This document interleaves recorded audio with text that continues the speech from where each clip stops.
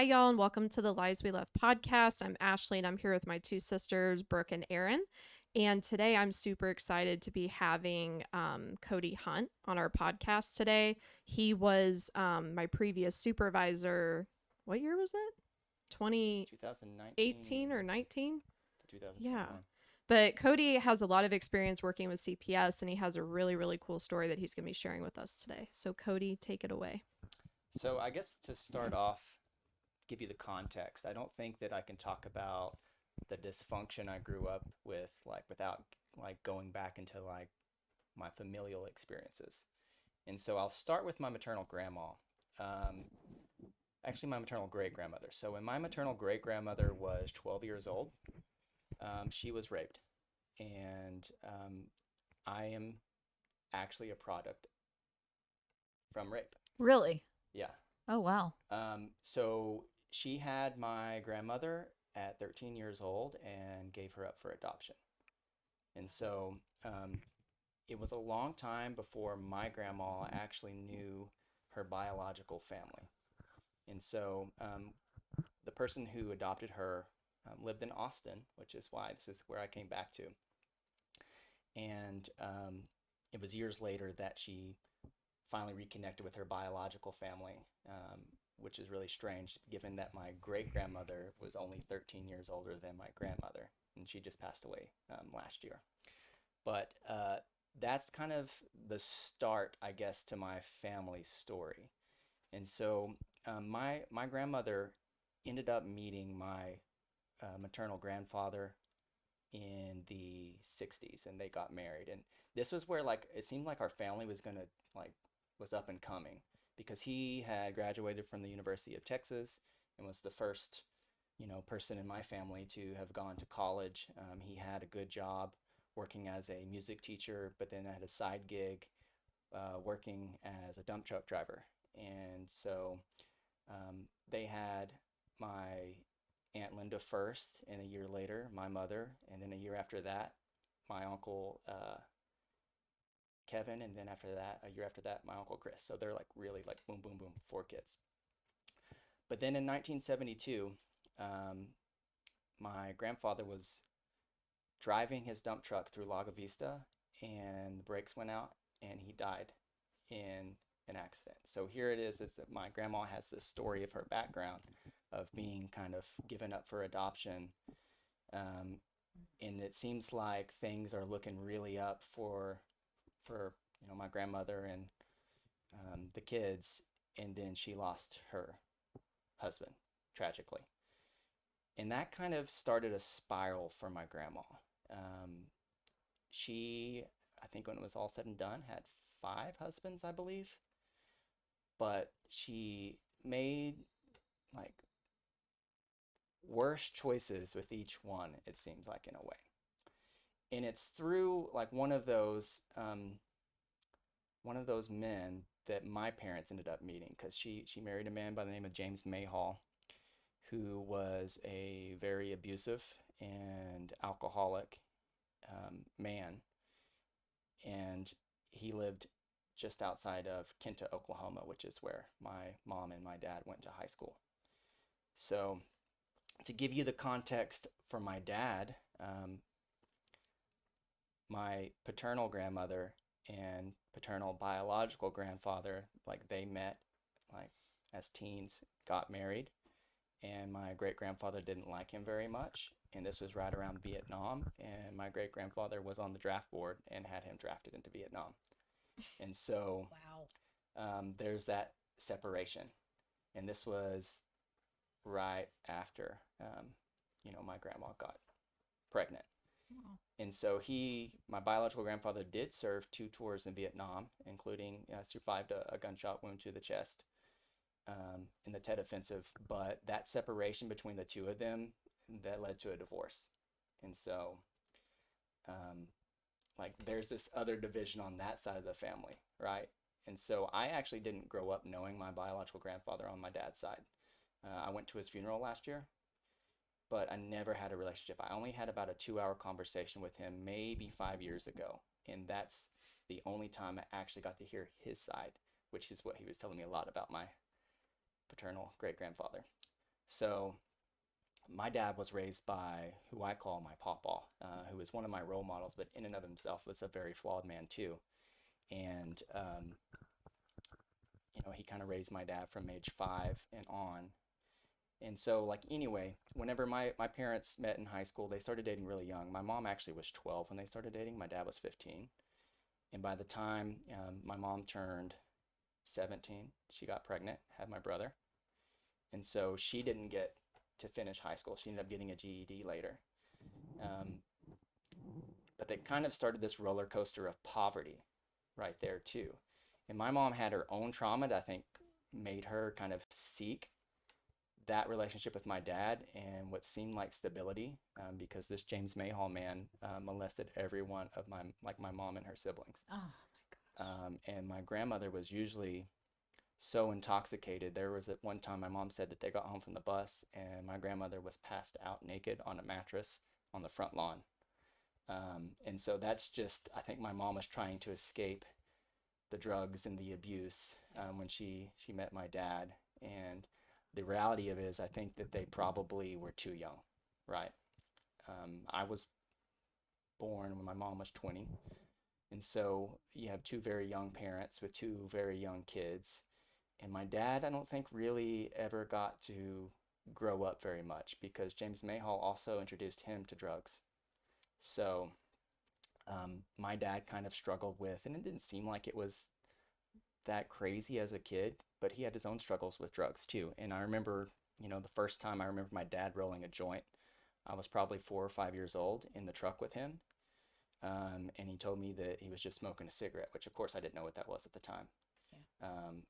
And it was around that time too. I remember him getting pulled over one time and him giving me weed and saying, put this in your pants and don't say anything.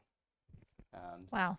so he wouldn't, they wouldn't, and he's a pretty smart criminal for most of his life, I would say, because I think for about his first 35 years, 40 years, he only had one misdemeanor charge for marijuana.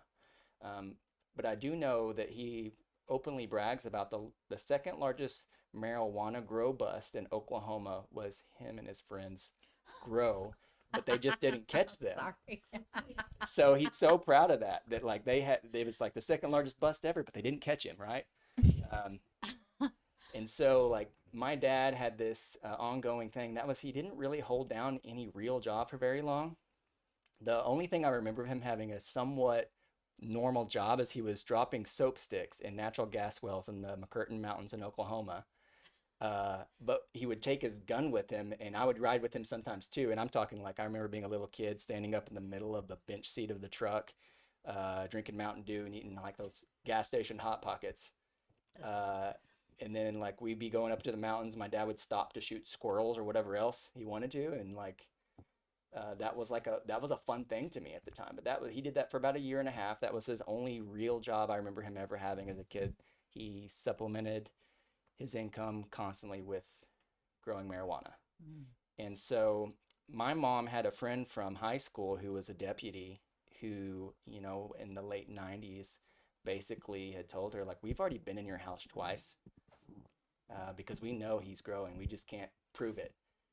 My dad, being a somewhat smart criminal, never had anything at the house really aside from whatever he needed to smoke. Um, but that spooked my mom, and my mom made an ultimatum to my dad that like he needed to stop his relations with his friend that he grew with, or she was going to leave. And it seemed like my dad was on a straight and narrow for a little bit. And then my mom found a country crock butter bowl full of marijuana seeds in his truck. And that was on the 4th of July, 1997. And I remember it because we were supposed to be popping firecrackers, and my mom left to go get a deputy to come back and get us. And so my dad was crying, and we were crying, and we didn't really know what was going on. And we went out and popped some firecrackers in the front yard until the deputy came to pick us up. And that was when my parents split. So here I am, having grown up with some dysfunction, but mostly being unaware of it. Yeah. How old were you? I was 8. Oh, wow. Yeah. Um, and at that time, of course, I wasn't even aware of any of the other stuff that happened to my parents, growing up. But like, I think that was a pivotal moment in my life because, now with my mom being a single mom, raising my brother and I, she tried to hold it together for a couple of years in Oklahoma. And I remember her working, um, a couple of jobs at a time, work at a gas station, work at a Subway, kind of make ends meet. My dad never really paid child support, which is funny. I think I hear about like people's child support now, and it seems like it's crazy because people pay hundreds of dollars a month. My dad was ordered to pay $274 a month for two kids, never paid it.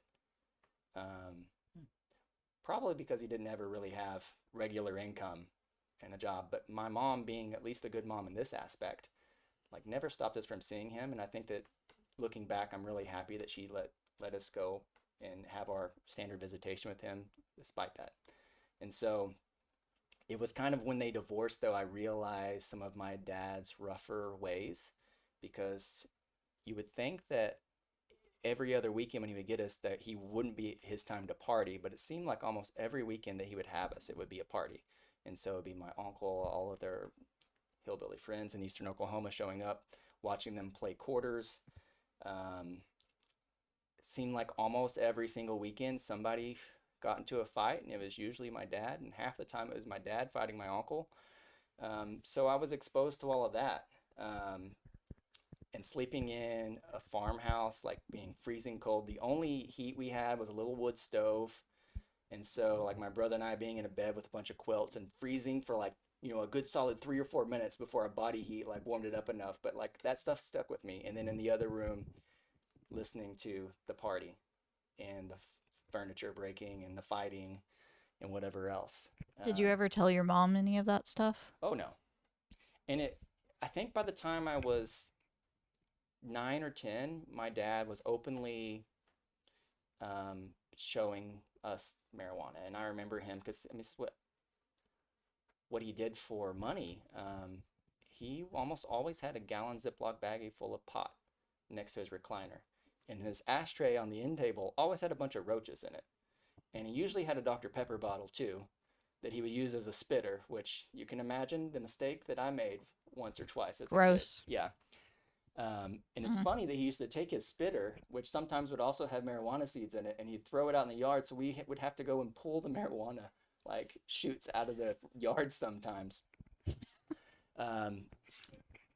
But like he didn't hide that. But I never said a thing to my mom because I knew if my mom found out, like that would be the end of me seeing my dad. And despite everything that he was doing, I loved him. And I think that I kind of at least have that perspective now whenever I'm talking about child welfare is that like these kids, despite their parents screwing up and not being the best parents, they still like love and would prefer to be with their parents.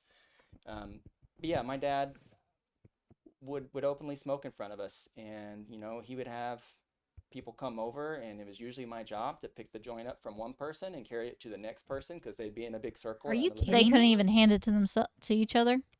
Okay. So I used to carry the joint. I used to pass it. I mean, and I remember being like 10, 11, 12 years old, and I was pouring drinks at parties. Um, and then like I'm not trying to laugh. I just don't know what else to do. no, I'm about to cry, and you're over here laughing at him. I don't know what to do. and I think this is one of those things like you don't realize that that's not normal until you get out of it, Yeah. right? So like that was my childhood. Wow. And it was probably once I was in college is whenever my dad really started abusing meth. And, he sold pot to a bunch of younger guys in the county. And they were also using meth. And, said he had a lot of parties. He got talked into it. And so him and my stepmom, had started using meth probably about 2004, 2005. And it was like a stark change because I was living in Texas by that time. But I would go to visit, and, my dad used to always just be smoking in the living room. And then he started disappearing to the bedroom. And then we wouldn't see him for hours. And then he was getting really paranoid.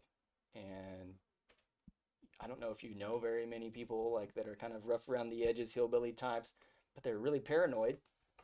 And so I remember him like he would have like he'd buy like night vision goggles. I don't know where he would get them, but then he would go and like be staring off at the woods and think people are watching the house, and you go out there and just shoot the bushes with the AK.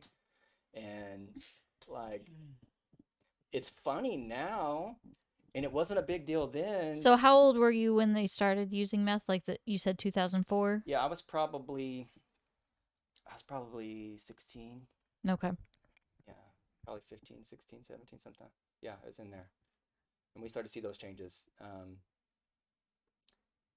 I remember like one time in college, like going back to Oklahoma for Christmas. And at that point, my stepmom had left my dad. Whole other funny story. She left him for another drug addict because, he was growing and had more access to meth too. So, Yeah. but I remember going up there for Christmas and like going to my dad's house, which looking back is kind of scary that I just knocked on the door of him being so paranoid. But he was in his bedroom on a downer and was like in a cold house all alone and like had no plans. It's Christmas Eve. And I brought a little bit of wild turkey, which was his favorite drink. And we just kind of had a visit with some whiskey, but I'm like, I think he was in one of his lowest like points, but it showed me like was this all worth it? Like all these choices that you've made, and look how lonely you are now. And we bought chicken at the gas station because he didn't have any food. So like there's a lot of those memories I think ingrained in my brain from like my dad and some of his choices. But then on the other side, this is what's so strange, is that there's like a dichotomy, like what my mom is versus what my dad is. Like they're two polar opposites. And they were really young when they got together, but my mom has always been really religious. And so I think that was part of their issue, them going into their 20s with her like wanting to have a firm foot in the church, and him going the opposite direction, like was part of their issues as a couple. But I think that there's also something to learn from that side of it, where like my mom was almost like she was overly protective. And I do feel in a lot of ways like I was indoctrinated. And I was always kind of couldn't be myself because my mom was too strict and had no tolerance for anything, music, TV, What Halloween. church? Or like what religion? So, Or denomination. yeah, I think at first it was Assembly of God, and then it was non-denominational. Okay. My mom is now Pentecostal, Okay. so she's been in the Pentecostal church since 2003. Those are quite leaps and bounds of jumps. Yes. Yeah. And so, like, while I would say I do have faith, like, I don't have a denomination, and I don't have I'm jealous of my brother because he's a lot more spiritual than I am. But I have a hard time being part of a church community because of church communities that I've seen or experienced, and the judgment side of that, which I don't want any part of. But like I grew up with these being pulled in two different ways. Yeah. So I probably like fall somewhere in the middle, like how I see the world. Like definitely don't want the hillbilly hippie side that my dad represents, but I also don't want to be the intolerant side that my mom represents. Yeah. So, I said I had an older brother, Brian Yeah. and I, we're full brothers. And so, we grew up, like, spent our whole, like, we're still really close. He lives in North Carolina now. But when each of my parents remarried, my dad had another son, so I had a half brother, Harley, and then my mom, a few years after that, had a daughter. So I have a half sister, Faith. She's 19 now. And this is one of those things where, like, as much as I was bitter towards my mom when she made the choice after a couple of years living in Oklahoma to move us to Texas, it was the best thing that ever happened to me, because I know if I had stayed in Oklahoma, what was there for me. Probably wouldn't have gone to college. I probably would have been stuck in that same rut in poverty, in the vicious cycle of eventual drug use. I think people get so depressed because they're impoverished and there's not much to do. So you go to parties and you have fun and you use drugs and then you get addicted, Yeah. and then it just is a cycle. But looking back now, I see like my cousin is 2 years younger than me. She's had an ongoing struggle with pills and meth and has had rights terminated on both of her children's 8 years apart. Hmm. With the same guy she divorced and remarried, and he was abusive Hmm. both times too. So like that could have been me. My little brother is a lot like my dad in that he loved the woods. He liked being outdoors, and there were a couple of times where we brought him to Texas to kind of see what life was like outside of Haskell County, Oklahoma. And he's like, no, I don't want this. Like, there's no part of this that I want, because, whenever he was in high school, my brother and I were like, if you want to go to community college or, study a trade and you need somewhere to stay, like, come live with us, one of us, and we'll help you, get whatever education, like, we'll support you. And he's like, no, I don't want that. Like, I'd be happy if I just stayed in the woods. I don't like people that much, and I'm happy doing my own thing. And so my brother, who was 10 years younger than me, started, first time he got arrested was in high school. He was selling pot. I can't prove that it was my dad's, but it might have been. But I think he was a freshman in high school. But by the time probably 2020 rolled around, I'm pretty sure he was doing meth too. And there's some stuff. I know he had an assault arrest in 2021 for assaulting my stepmom. And I'm pretty sure that was meth related. So you are the 1% of your family. You're the one who broke the trauma. My brother too. Okay. Yeah, my brother too. And I think that the trauma plays out in different ways because we're very Sure. different, like personality wise. And, there's the mental health aspect of the anxiety that comes along with that. Yeah. And so he has to have like the most structure, like his kids go to bed at the same time. They're very, like, everything has to be set in when things Yep. get rocked in my brother's house, he kind of loses it. And he does a good job of holding it all together until his anxiety like peaks.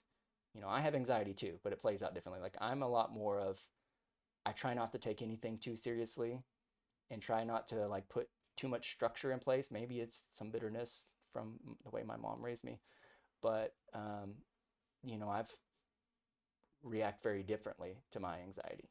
And usually it's like me working a whole lot harder, or me like being alone is I'll separate myself.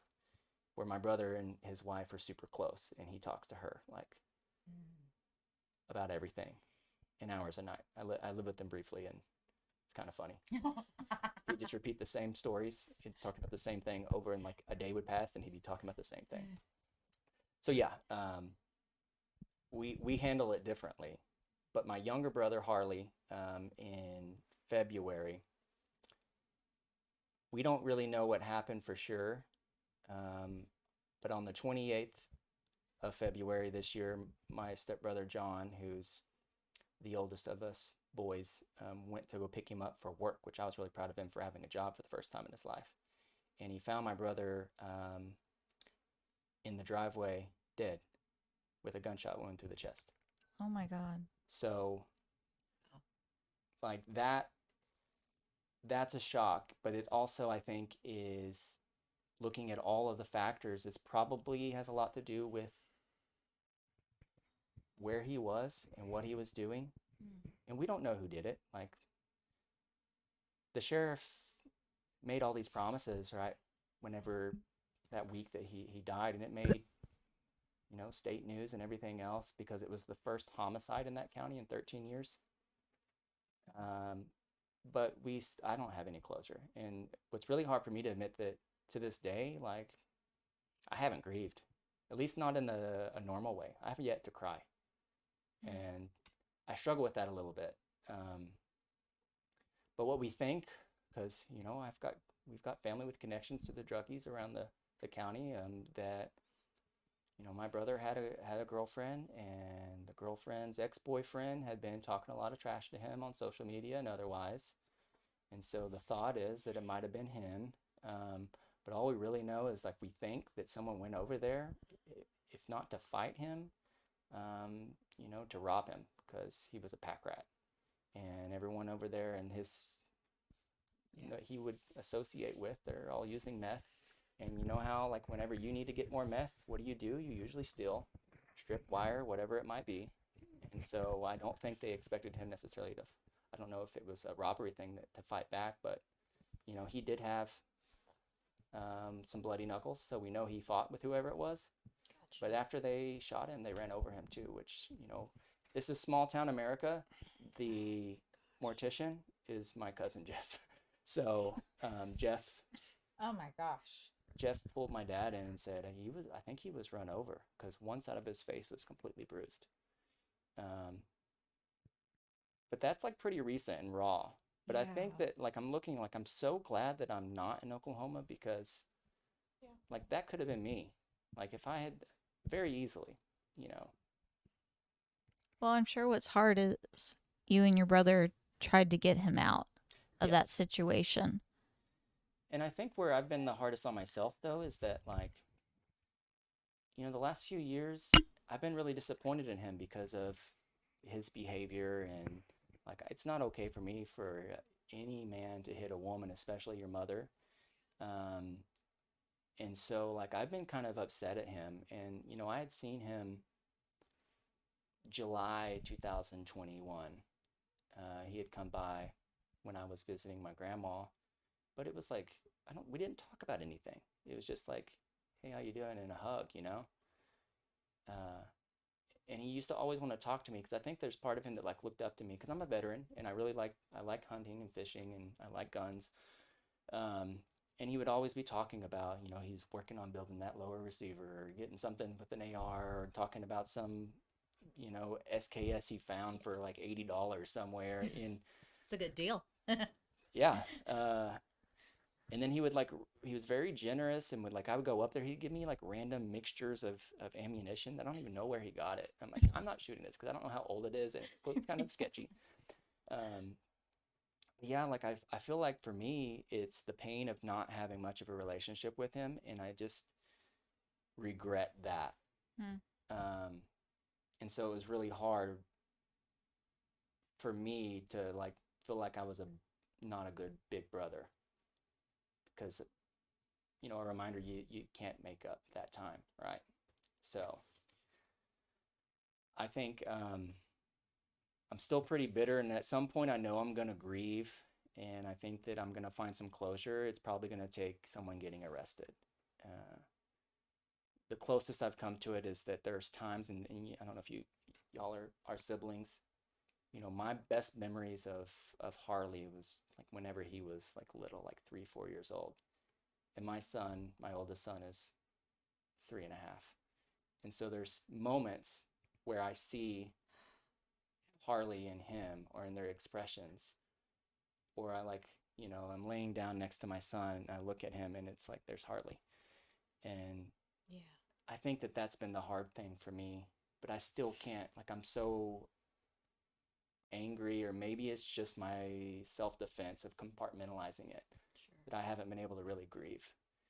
And so like that's a big picture of kind of what I've been through. Grief is very interesting. There's not a playbook. Everybody likes to give you quotes, Right. like, and there's no right way to grieve. Whatever you need is how you need to do it. Man, I'm so sorry. That is just, wow. Yeah. I can't imagine. Can't even imagine. Yeah. But you got out. I did. You saved yourself. I can't, and I don't think you ever take credit for that because you can't. I don't think it's really possible. Like we like to think, pull yourself up by the bootstraps and get out of a bad situation. I don't know how anyone does it without some help. And like I probably point to a few different people that kind of helped me. My mom always being really well intentioned, but also being very, very conservative. Whenever, she didn't like us in the Texas public schools. And so even though she had no way to pay for it, somehow got me and my brother into a private school. And of course, she couldn't afford it after like 6 months. Yeah. But we ended up getting a sponsor. So there was a man by the name of Richard Curran who sponsored me. Hmm. And I mean, this man spent over $35,000 on my high school education at a little small private parochial school like in Marble Falls. But like that was one of my like probably angels. I think the second one would probably be my football coach. Hmm. Because, and especially in high school, the first part of high school, I was so bitter. I was very upset that we had moved to Texas. You know, when I was in middle school, my mom and dad were fighting a lot about child support and otherwise. And this is something that's wrong with my mom, but I remember her telling me, like, your dad said he shouldn't have to pay child support for you because you're not his. Oh, wow. Which at 12 years old Yeah. is something that you, Yeah. like that hurt. And I've never heard that from my dad, and I haven't called him out on it. But I think that made me very bitter and rebellious. In the context of that is that my mom, and the last time that she drank alcohol, she was 19 at a party, and she had an affair with my dad's best friend at the time, which Yeah. I know for a fact, thanks to 23andMe and Yeah. Ancestry.com, my brother and I are full brothers. But I also don't look very much like my dad. My brother looks like my dad, and I look like my mom.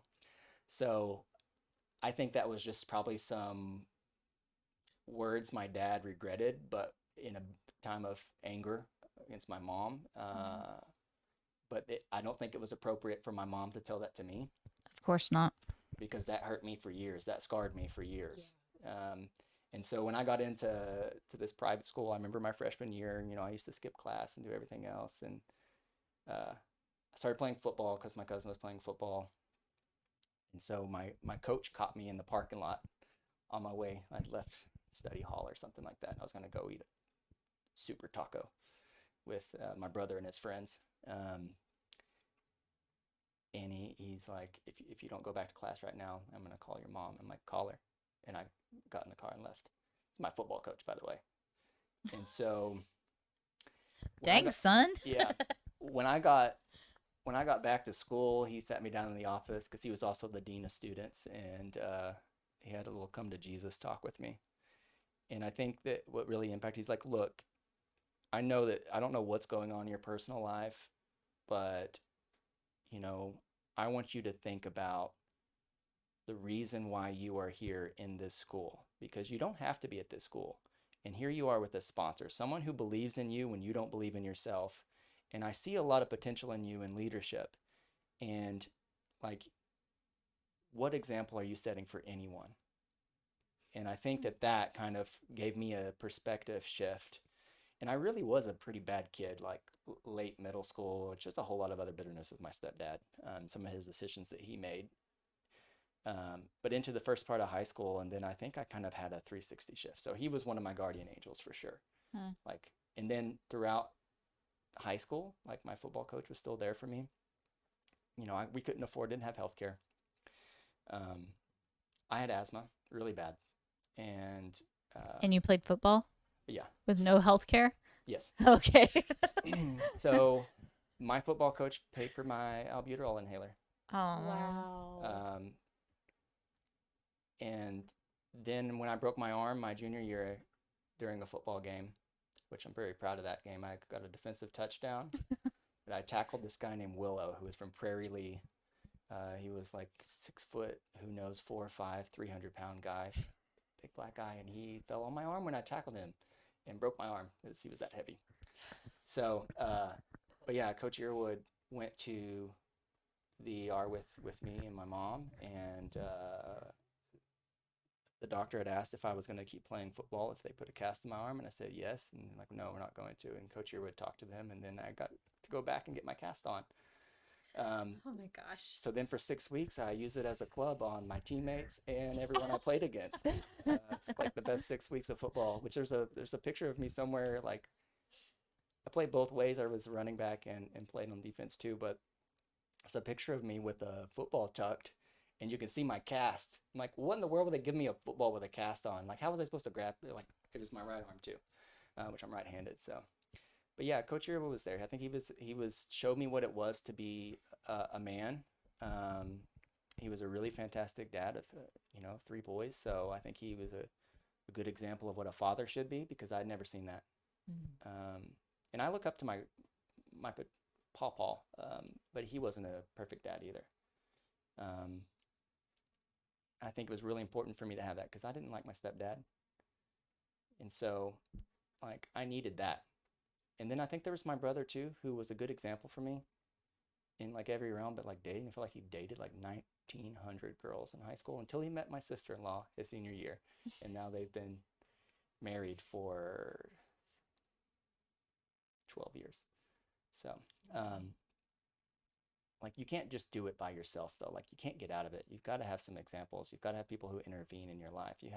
And there's things what I've learned is like there's some things I get really disappointed in some people, but they still have something to offer, and they still have an like my grandfather was a very hard worker, self-made millionaire, lost it all by the end, but at times probably had his hands in 5 different industries, had a sawmill, had a hog barn, worked the oil field, um, worked in bail bonds all at the same time. And he taught me work ethic. But on the other side of it, he had numerous affairs against my grandma, which led to them getting a divorce after 38 years. He ended up going to prison because he was financing meth. Wait, How does one finance Yeah. meth? So he would put up the money and get a interest return, Oh, okay. gotcha. to like I'm like, make it wait, how do you because do this? this is right as the government was starting to really clamp down on pseudoephedrine and everything else. So, Oh, okay. but I think part of it for him is he got hooked on it too because here he was as a 50-something-year-old man and slowing down in the oil field and looking, and he employs these guys who use it and say, hey, take this and it'll help you work, you know, twice as hard for 2 times as longer. And then he got hooked and um, that spiraled out. And so I ended like he died in 2017 after a fight with dementia. Um, Mm.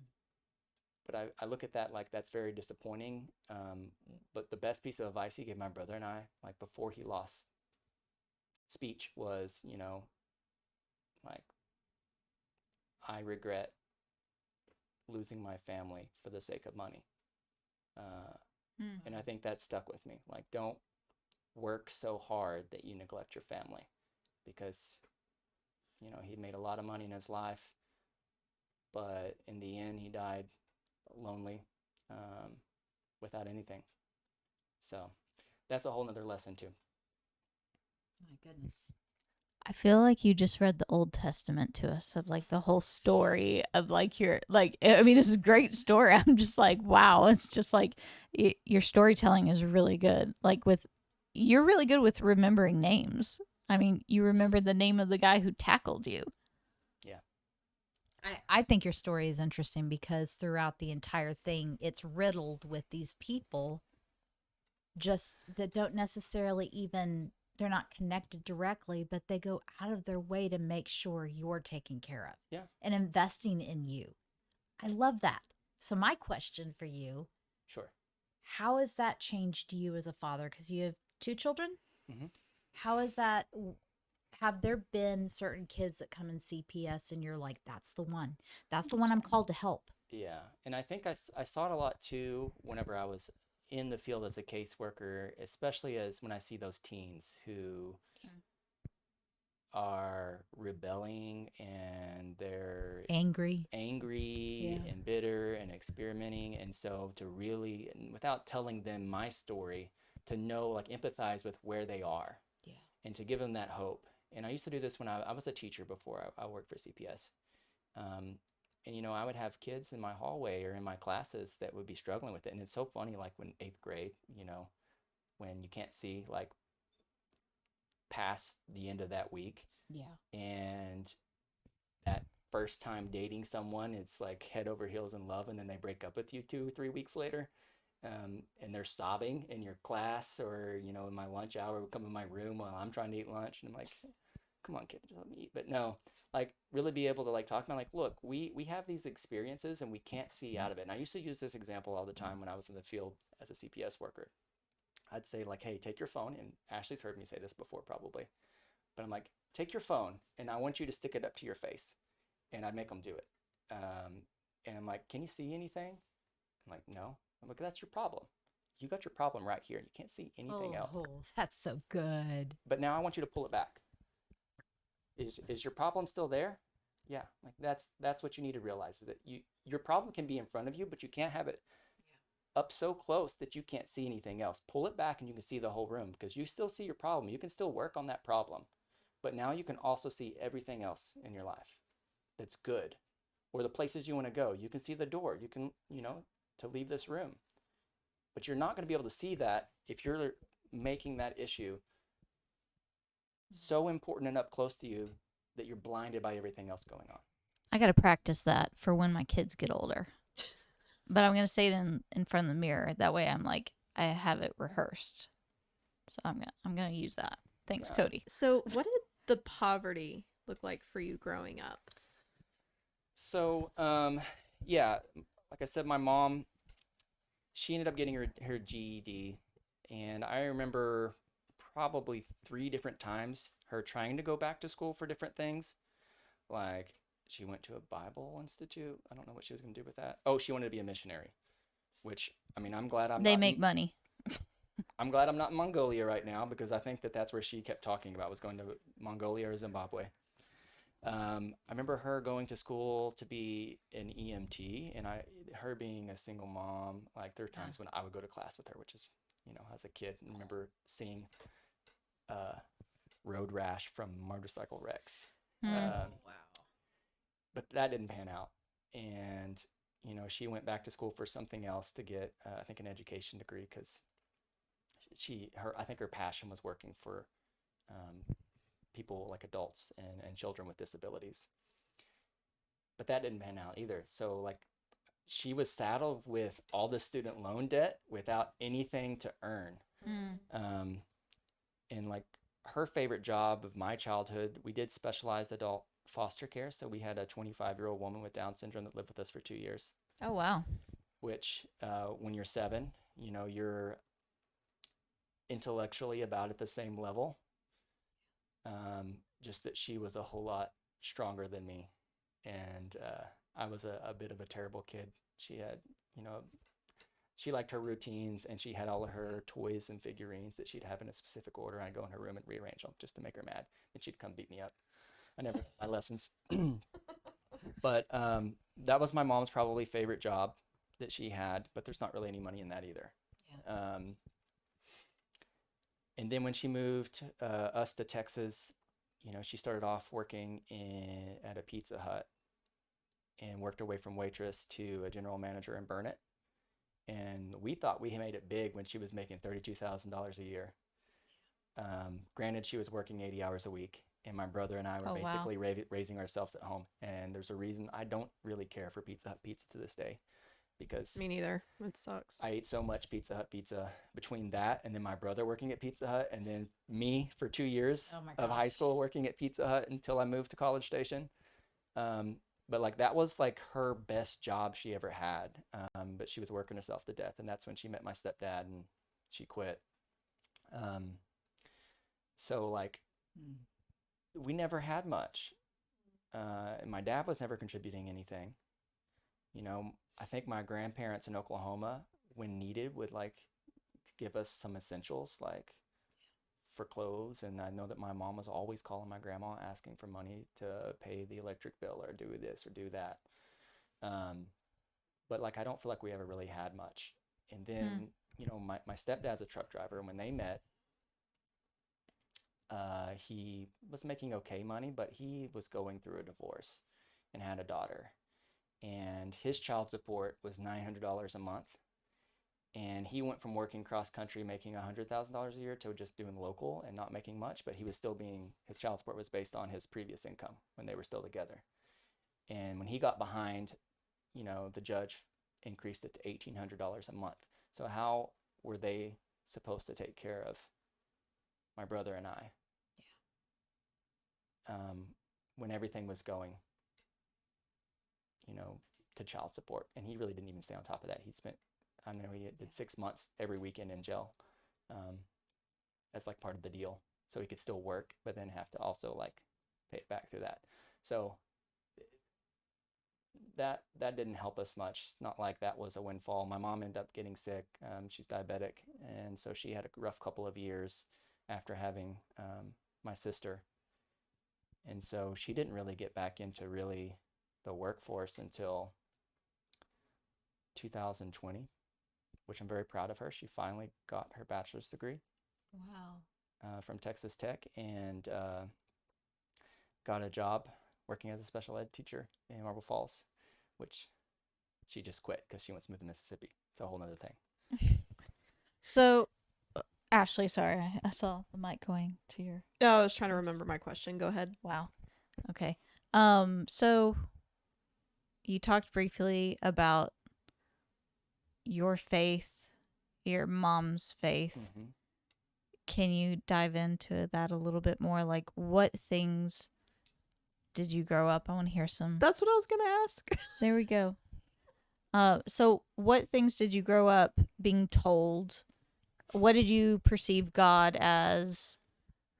All that, and then where are you at today? Yeah.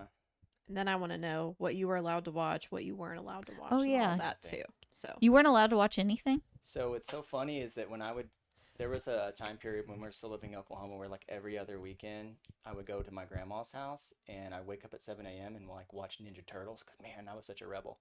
And I would watch all the Disney movies because none of that was at home.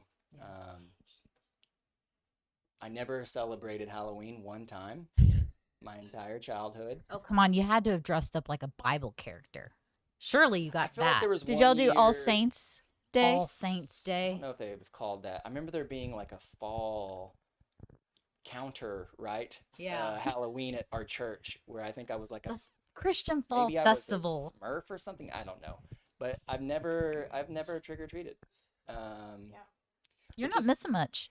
It's strange now because like this is like what my wife wants us to go. Like Theo's old enough now to like go, and like so he's got his Mickey Mouse costume that we're gonna go like trick or treating, and like to me like I don't put a lot of stock in it because I never had it, right? So But this is two different stories because my wife, who is a first generation American, she also had never gone trick or treating, and so she's trying to make up for lost time by letting our kids do this. But meanwhile, I'm like, I really just don't want to knock on people's doors and all these weirdos. Yeah. Who knows what they're gonna give you? So like, yeah, I think that I grew up thinking there was an extremely vengeful God, and it was this giant battle of good versus evil, which I do believe there's good versus evil in the world. But the only movies I watched were like Carmen. Y'all remember those Carmen? Y'all watch those? Carmen, like the singer? Yes. Oh, yeah. He made some movies. Yeah. made a did. movie? No, he did. Oh, did. man. I've actually seen Carmen twice in concert. That was my very first concert. I've seen Radically Carmen, too. Saved. Radically Saved. That was my His very eyebrows first. are so big if he's still alive. Dichotomy of parents. My first concert was ZZ Top and Kentucky Headhunters when I was 7 months old in Tulsa. I think Carmen's revival in the land, they had a music video that just freaked me out because that was the time when my parents were trying to program me into the Left Behind movies from the 70s, the Tribulation and Rapture. So you did stuff. Left Behind, too? Mm-hmm. Okay. And a lot of VeggieTales. I think that's all I was allowed to watch. Well, not everybody just loves the Water Buffalo song. Yeah, I mean, I did love it. Okay, question. The Water Buffalo song. No, wait. Is it the No, Say Moo? What was that? Say Did you say boo? Did you know Say Boos are actually real? I feel like I know that now. Yes. Having studied geography. But at the time, no. I I didn't know they were real until like a year or so ago. I was like, no, wait, what? I'm not gonna lie. It's a I real actually liked animal? VeggieTales. I thought that was pretty great cartoons for. I thought that they were funny. Barbara Manatee was epic. But why was he dancing with a stuffed animal and talking about how he was in love with, like, it was confusing. Come on, people. A little bit. Yeah. Maybe it wasn't thought out that much. Were you Sorry. were you scared of Rapture growing up? Like Yeah. We were? Yeah. Okay. No, I was so scared that if I did the slightest thing, I wasn't going to heaven. Yeah.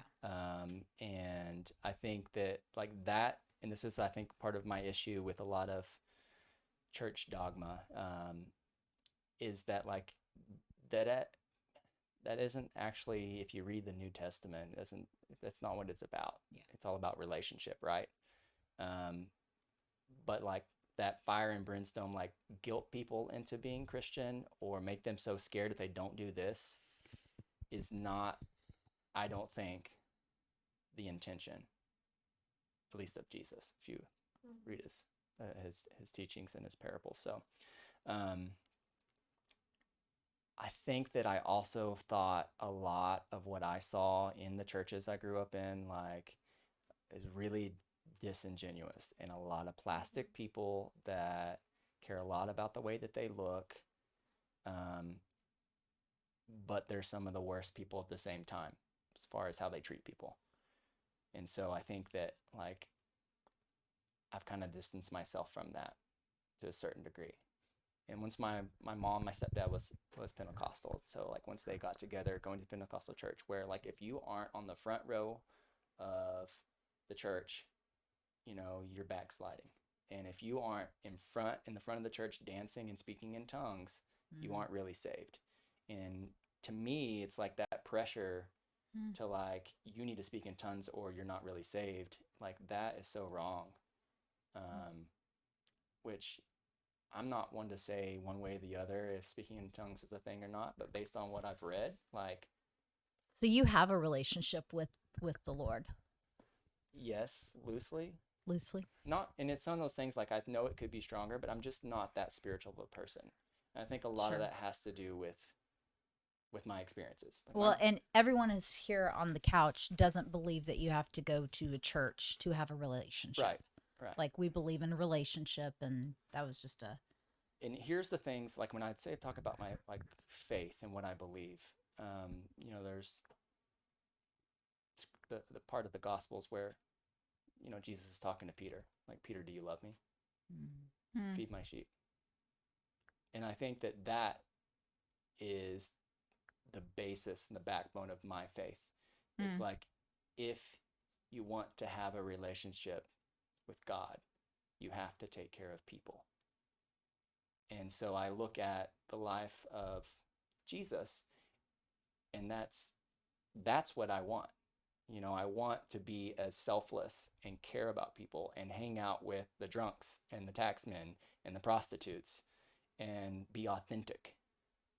And the way I look at it, like the Pentecostal church, I have a lot of issues with it. Like, I don't like how controlling the men are over the women, or that women can't wear pants or makeup, and that, you know, they're so strict with everything. Like, I don't think that that's really authentic. And they look at things like, oh, well, like, you have tattoos, and the Bible says, like, don't mark your skin for, like, the dead.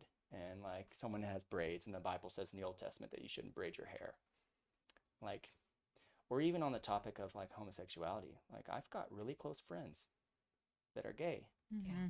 And why would we, whose place is it to judge them? Because if that's a sin, so is the lie that you told this morning. You know, so is the envy you have in your heart. And I think that that's kind of my approach to faith, is that, like, not a single one of us is perfect, and I can't live a perfect life. Not to say that I don't want to be a good person. I do, and I try to be a good person, but I'm not going to go out of my way to pretend like I'm a saint when I'm not. And so I curse. You know, I watch rated R movies. You know, I'm not a good person 100% of the time. Like, there's times when I can have hate in my heart. And You eat a lot of sweets? No, just kidding. Gluttonous. yeah, No. like, you know, I like to We don't need to know anything drink else, a- Cody. drink a It's all right. beer No, or I'm just have a joking. glass of whiskey, but We don't want to know what else like- you like to do. No, I'm just joking.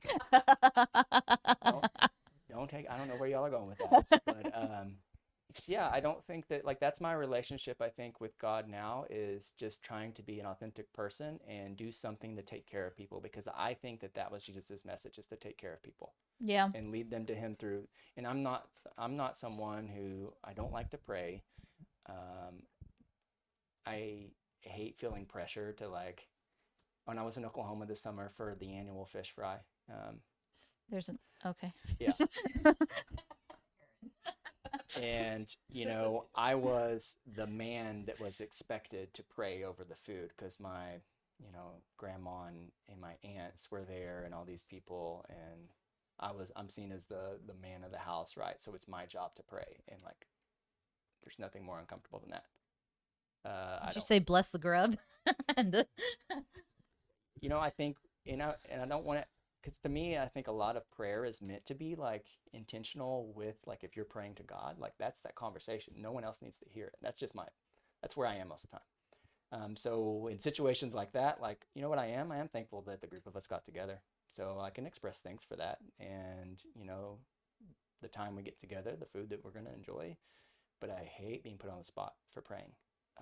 Hmm. And my mom forcing us, like, the way it was when I was a kid, it's like we would go every Sunday. You'd have morning and you'd have night church, right? But like church starts at 6 o'clock Sunday night, but you had to be at the church at 5 so you can sit in prayer for an hour before you go into the service. No wonder you don't like praying. Yeah. That's a lot.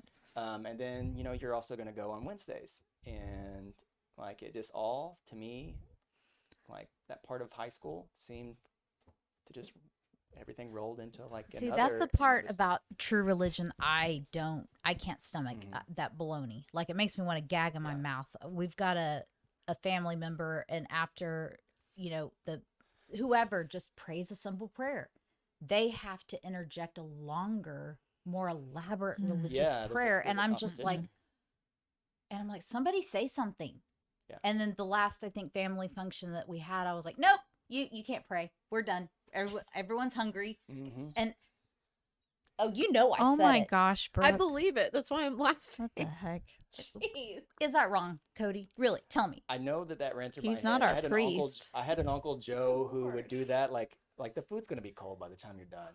Yeah. Okay, here's the thing that I don't get when people start doing really long prayers. I'm like, God has got it, all right? There's no more that you need to say, all right? Sorry, I He's keep gotten it the real. gist. We can wrap this up. Thank you very much. I used to work for a nonprofit Christian organization, so every like staff meeting that we had, we all had to pray, and it was like, I'm sure they weren't really feeling this way, but it felt like to me that everyone was trying to beat each other in the prayer. Yep. Like it just got longer, and like I was like, oh Lord. So when it came to me, I was like, dear God, thank you for today, and please be with us. Amen. Yeah, yeah. Okay, really quick. I know we're getting close to the hour mark, but I have to ask you. So when did you serve? How long did you do it? And can you talk about that a little bit if you want to? Yeah. So I started talking to recruiters while I was still at A&M. I was scheduled to go to Gig 'em. PLC through the Marine Corps, and so I had an accident. Gig 'em. Anyways. My senior year of college, on Valentine's Day, I got run over by a truck on my bicycle and tore my labrum in my shoulder and fractured my left wrist and tore my LCL on my left knee. Truck hit me on this side and then slung me into a curb on this side. Oh my gosh. And so the Marine Corps was not an option for me because I lost my spot to go to officer school, and it took me 9 months to rehab. And when I got cleared, the Marine Corps was like, yeah, it's really competitive. This is A&M and you've got this injury. So like, I don't want to give you false hope. And so I got pissed and then enlisted in the Air Force the next week. So, yeah, I signed a 6-year contract to do survival, evasion, resistance, and escape. It's like a professional, like Boy Scout, like you're training like survival. And I made it through selection, which was grueling, and went on to Fairchild Air Force Base, and then got hurt before like I fully graduated. Like I was in for less than 2 years, and then got pushed out with like disability. So, yeah, that was probably my first giant failure, like internal failure that I had to like overcome, I think, as a kid or Wow. as a young adult, because like my 20-year plan of being in the military was now gone, and I had to find something else.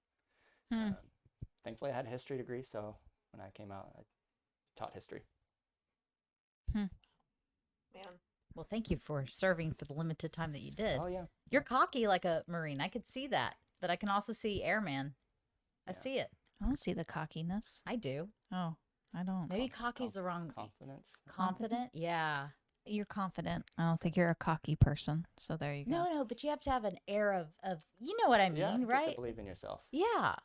Yeah, every Marine I've ever met is like that. Sorry. I don't know shut how up much now. of that is military, how much of that is life experience. But I think, going through SEER was it's like 427 people in my class, and 8 graduated. Wow. Only Man. 63 of us made it through selection. So like I think that like you do have a little bit of swagger, Mm-hmm. because like that's really a really hard thing to do, like to make it through to get into SEER. So yeah. Well, do y'all have any other questions? I don't think so. Thank you so much, Cody. We forgot to say this, but we told you this before, but you are our first male guest that isn't our husbands, and you're actually telling your story. I'm glad to be on. So There are a million other stories from my childhood I could probably go into, but the next time, if y'all want to ask me anything about that or it comes up, I love be happy to how talk. you talked about your family and just like it. It's so important to know like where we come from so I that think we so. don't make the same mistakes. And I really like that you walked us through your family history. And I do think like when it comes to trauma, people who I think experience trauma either get crippled by it Mm, or they overcome it. yeah. There's not much in between, because either it forces you into addiction or depression, which not to say I don't have my days of feeling depressed, or you find ways to get past it Mm. through one way or the other, whether it's through work or relationship or whatever it might be, accomplishment. But I think that's why it's so important, though, for people who are experiencing trauma to know people who either can support them or has been there and can provide guidance. Ooh, I like that. Good stuff. I like that. Well, thank you, Cody, and we will have you on for part 2. All right, looking forward to it. Keep doing the hard work of what is our I like keep doing the hard work of healing. I do not like that because it sets a precedent that healing is hard. well, it is. Not for everybody. Our producer is saying wrap it up. So Okay. y'all keep We doing love the you hard guys. work Come of back healing. for the next session.